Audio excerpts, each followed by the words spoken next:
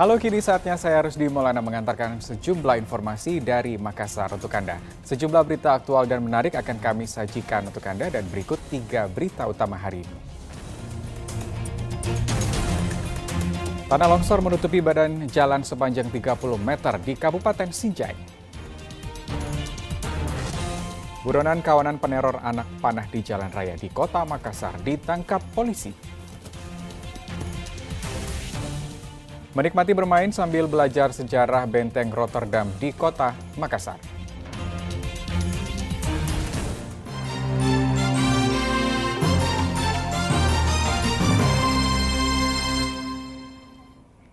Kita ke informasi pertama. Tanah longsor menutupi badan jalan sepanjang 30 meter terjadi di Kabupaten Sinjai. Akibat longsor, akses jalan provinsi yang menghubungkan Kabupaten Sinjai dan Malino Kabupaten Goa terputus.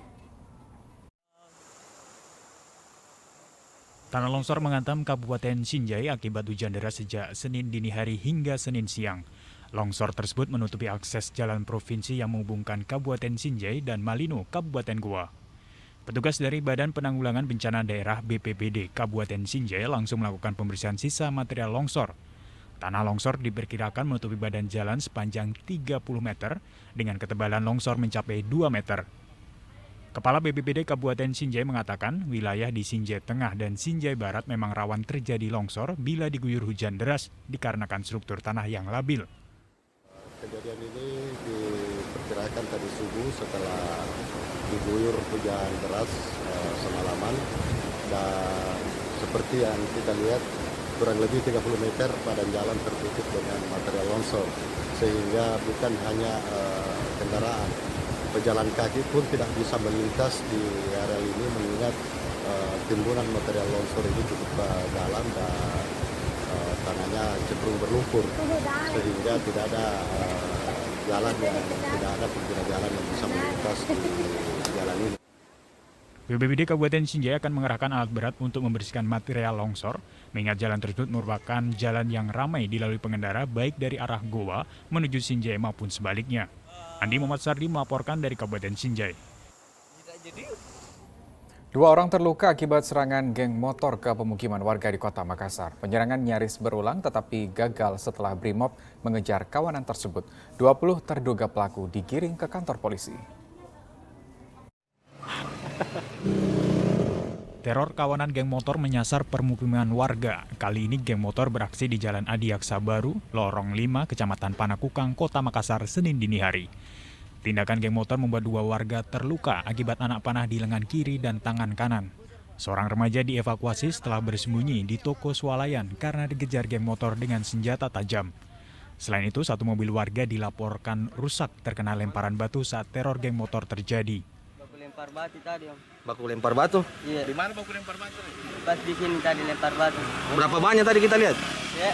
Berapa banyak orangnya yang menyerang? Kalau orangnya itu, Balik sini, Ki. kalau gabungan itu sekitar 20 orang. 20 orang ya? Iya, kalau gabungan. Berapa motor itu? Banyak kalau motor, Om. Sekitar 10-an. Terus itu mobil tak? Kenapa sekarang ini? Ya, Apanya rusak? Kena apa itu? pintunya kena ini. Kena balik sini, Ki? batu. Oh, kena batu? Iya. Penyerangan nyaris terjadi kembali tetapi gagal karena Patmor Brimob Sulsel mengejar geng motor yang berulah. 20 orang diduga anggota geng motor ini ditangkap. Mereka mengendarai motor hingga berbonceng 3 orang.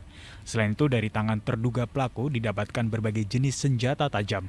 Ditemukan korban 2, kena panah lengannya, 1 lengannya, 1 tangannya, kena busur. Dari informasi di lokasi kejadian, pemicu penyerangan itu apa kemudian? Dari informasi pemicunya menurut masyarakat di situ tidak tahu juga, tiba-tiba diserang pakai panah, parang dengan batu. Yang menyerang ini gunakan apa? Motor atau apa?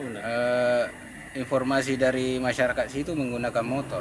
Oh, berapa banyak tadi itu? Lebih dari 20 orang? Sekitar 20 orang. Mengantisipasi serangan susulan, Kepolisian Brimob Polda Sulsel bersiaga di lokasi kejadian. 2 warga yang jadi korban dibawa ke rumah sakit untuk perawatan medis.